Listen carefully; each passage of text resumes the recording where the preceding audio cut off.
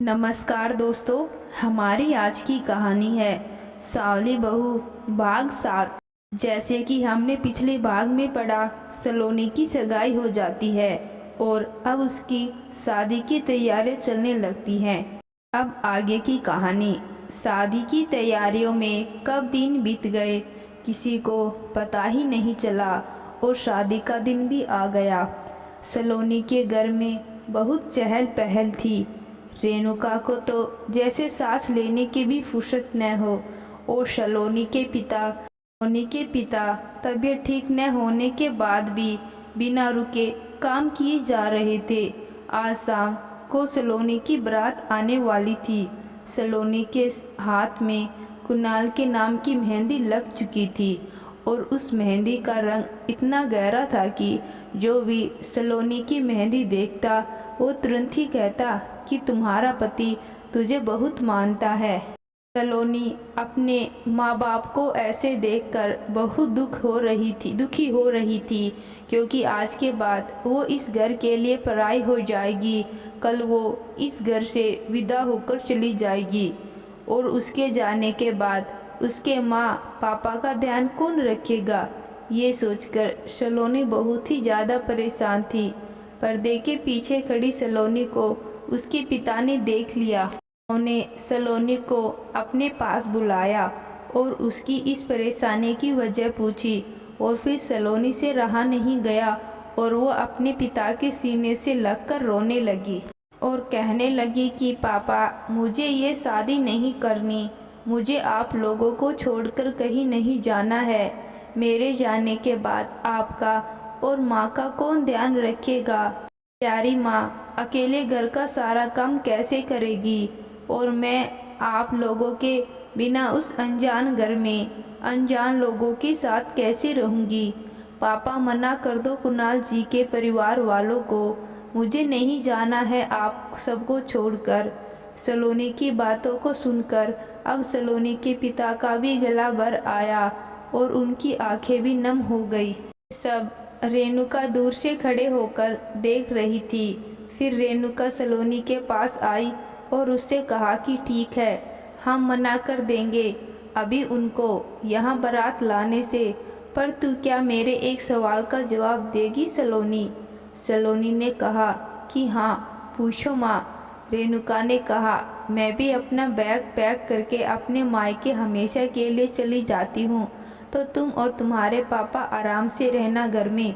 सलोनी ने कहा कि ये क्या कह रही हो माँ, आप मुझे और पापा को छोड़कर कैसे जा सकती हैं। मुझे और पापा को आपकी ज़रूरत है। ये आपका घर है और आपके बिना ये घर नहीं रहेगा।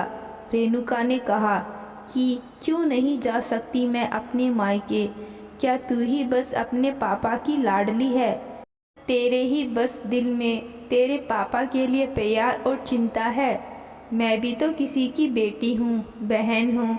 मेरे भी माँ बाप हैं और तो और वो तेरे भी माँ बाप से ज़्यादा बूढ़े हैं। और अगर मैं भी तेरी तरह अपने पिता का घर छोड़कर न आती, क्या तू होती और जिसे तू आज छोड़कर जाना नहीं चाहती वो इंसान तेरे पिता होते और क्या ये घर होता। सलोनी ने कहा कि आप कह तो ठीक रही हैं माँ, पर अगर आप चली जाएंगी तो इस घर का क्या होगा। रेणुका ने कहा कि जो तेरा इस शादी को न करके होगा बेटा, हमारे समाज की यही रीत है कि लड़कियों को अपने पिता का आंगन छोड़कर एक न एक दिन जाना ही होता है, उस जगह को जो हमारे लिए एकदम नहीं है, जहाँ के बारे में हम कुछ नहीं जानते।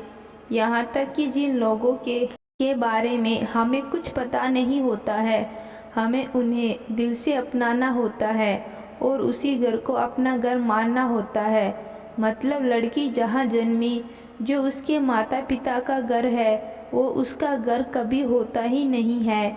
और जिस घर में जो वो बहकर जाती है, वो घर उसे कभी अपनाता ही नहीं है।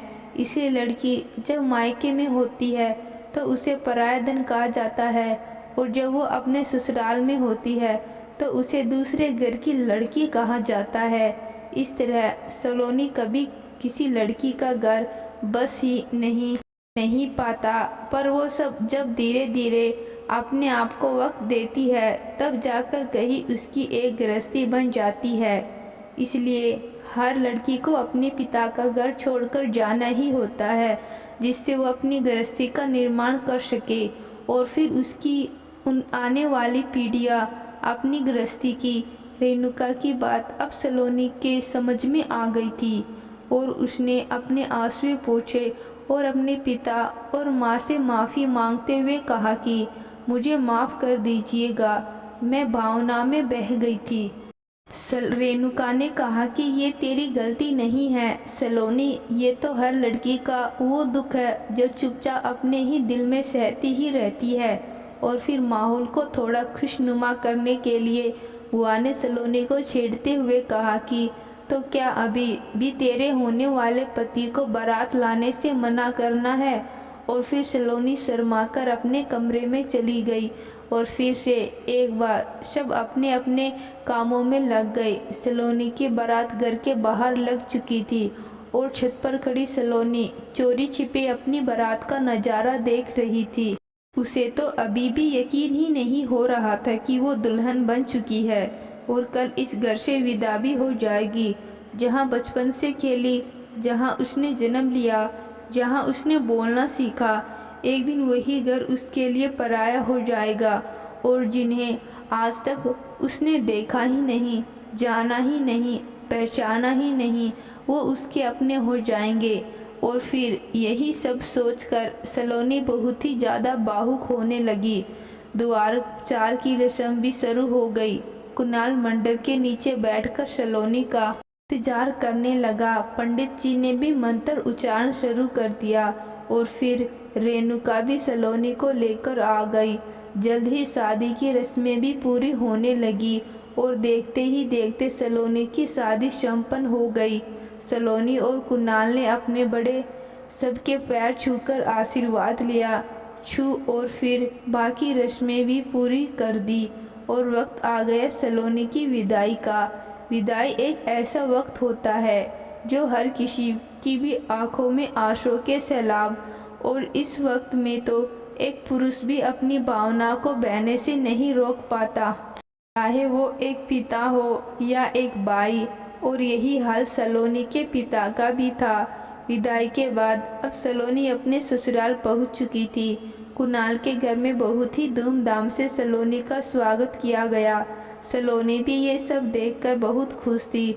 सलोनी ने जैसे ही कुणाल के घर पर कदम रखा तो वो कुणाल के इतने बड़े घर को देखकर हैरान रह गई और उसने अपना बढ़ाया हुआ कदम पीछे कर लिया। यह देखकर देविका आहूजा समझ गई कि सलोनी इतने बड़े घर को देखकर घबरा गई है। सलोनी के पास आई और उसके कान में धीरे से कहा कि घबराओ मत, ये घर सिर्फ देखने में बड़ा है पर ये चलेगा तुम्हारी ही मर्जी से। फिर सलोनी ने देविका आहूजा की बात सुनकर थोड़ा हंस पड़ी और वो फिर घर के अंदर आ गई और बाकी की सारी रस्में भी पूरी की गई। धीरे धीरे कुणाल के घर के भी सारे मेहमान जाने लगे। अब सलोनी भी बहुत ज़्यादा थक गई थी और देविका आहूजा ने उसे अपने रूम में आराम करने को कहा और उसे छेड़ते हुए कहा कि दूध का गिलास भी लेते जाना, थोड़ी ताकत मिलेगी तुम्हें भी और तुम्हारे पति को भी। सलोनी अपनी भाभी की इस बात से थोड़ा शर्मा गई और अपने कमरे में चली गई।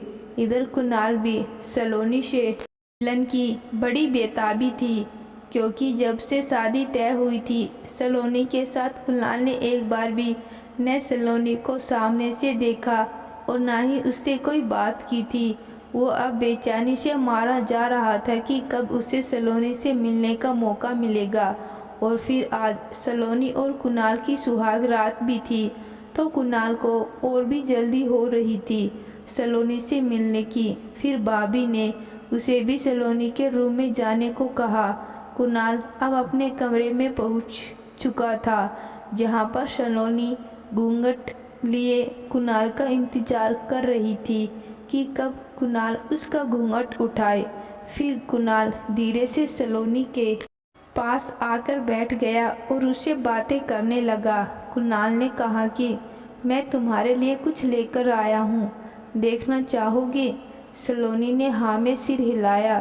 कुणाल ने उसे एक बेहद खूबसूरत और कीमती गले का नेकलेस दिया, जिसकी चमक देख सलोनी भी दंग रह गई। सलोनी ने कहा कि आपने इतना महंगा क्यों लिया है मेरे लिए?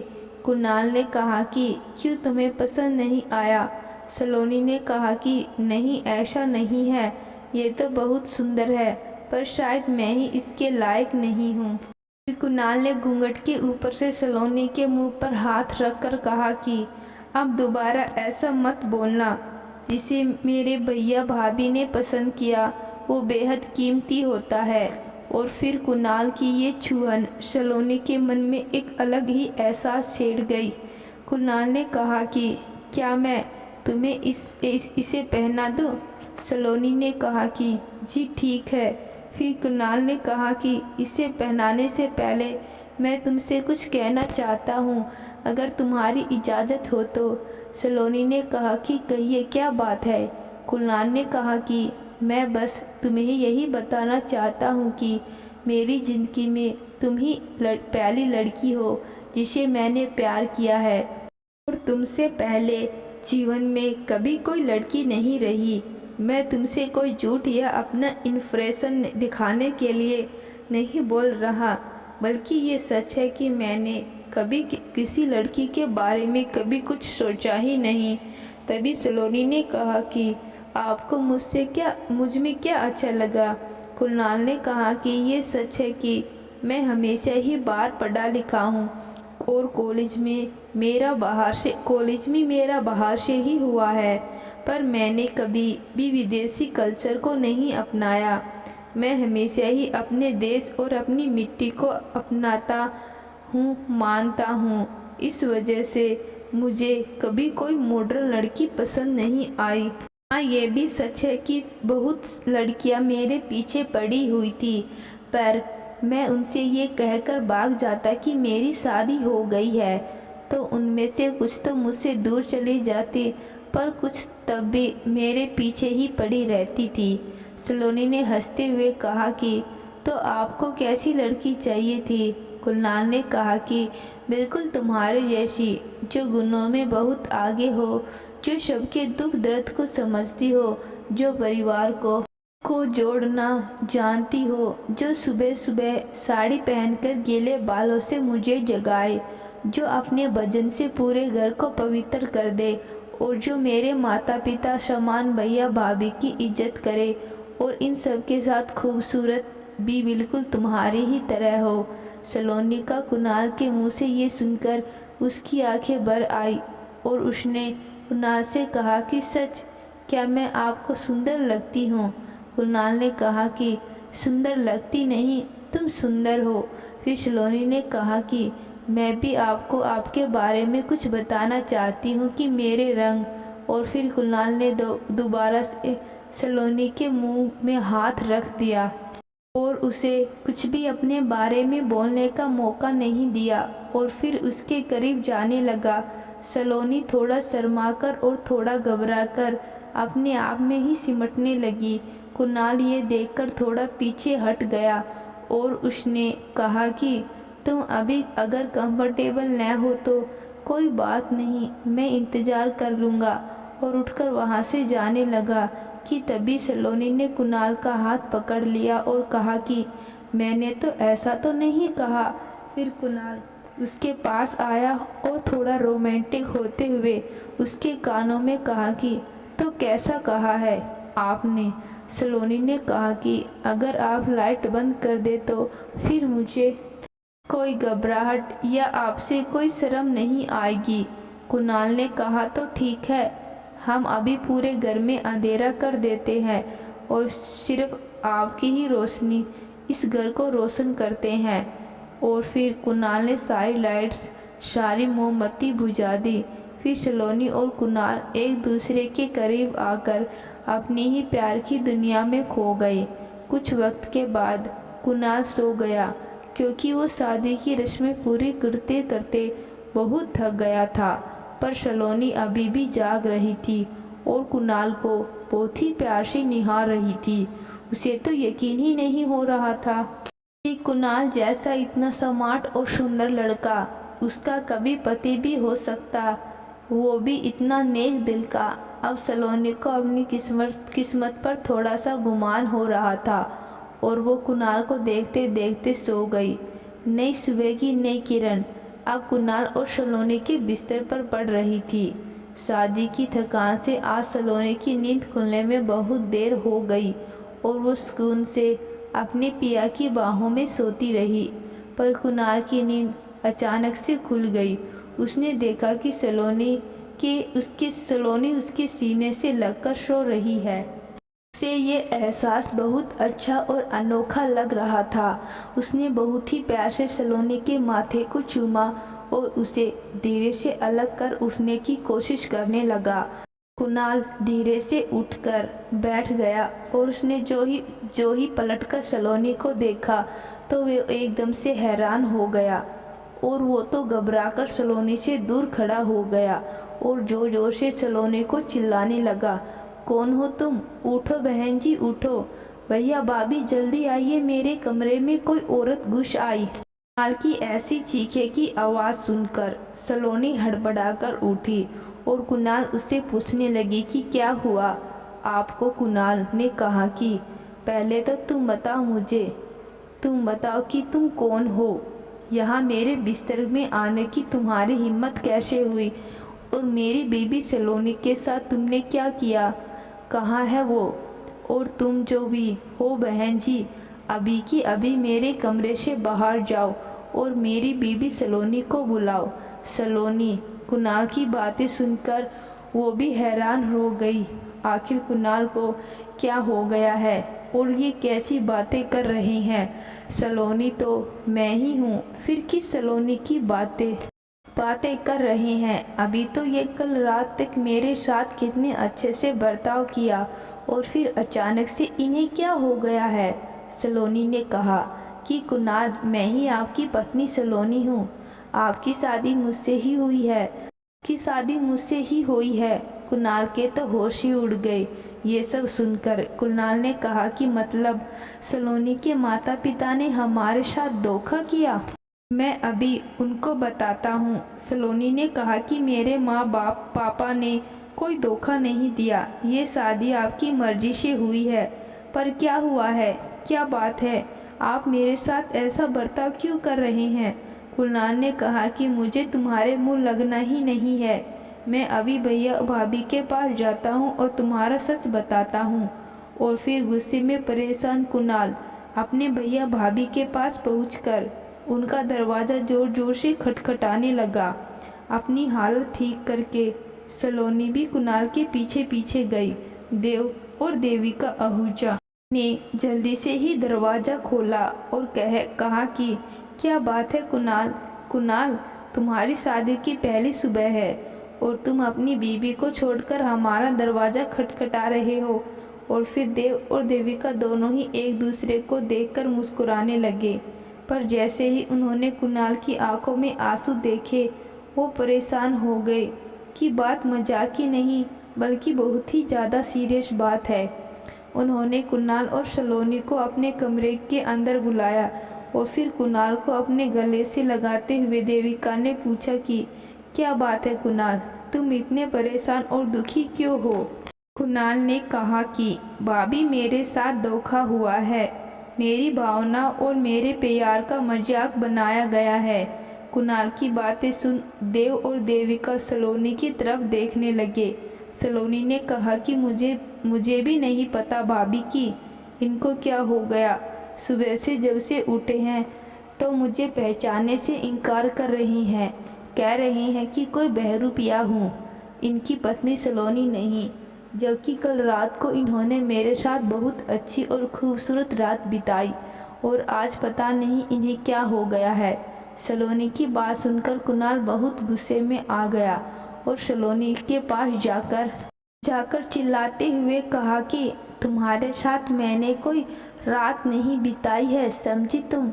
मैंने अपनी बीबी सलोनी के साथ रात बिताई है और तुमने कहीं मेरी बीबी को छिपा दिया है और खुद मेरे बिस्तर पर आ गई हो।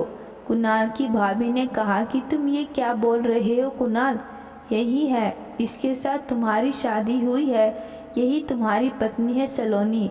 भाभी की बात सुनकर कुणाल के पैरों से तो जैसे किसी ने जमीन ही खींच ली। उसने हैरानी से अपने भैया भाभी की तरफ देखा और कहा कि आप दोनों ने मेरे साथ इतना बड़ा धोखा किया। भाभी आपने और भैया आपने भी। देव और देविका अब कुणाल की बातों से परेशान हो गए थे, तो देव ने कुणाल पर गुस्सा करते हुए कहा कि क्या बात है कुणाल, बहुत देर से मैं तेरे ये नाटक देख रहा हूँ। जो भी बात है साफ साफ बोलो।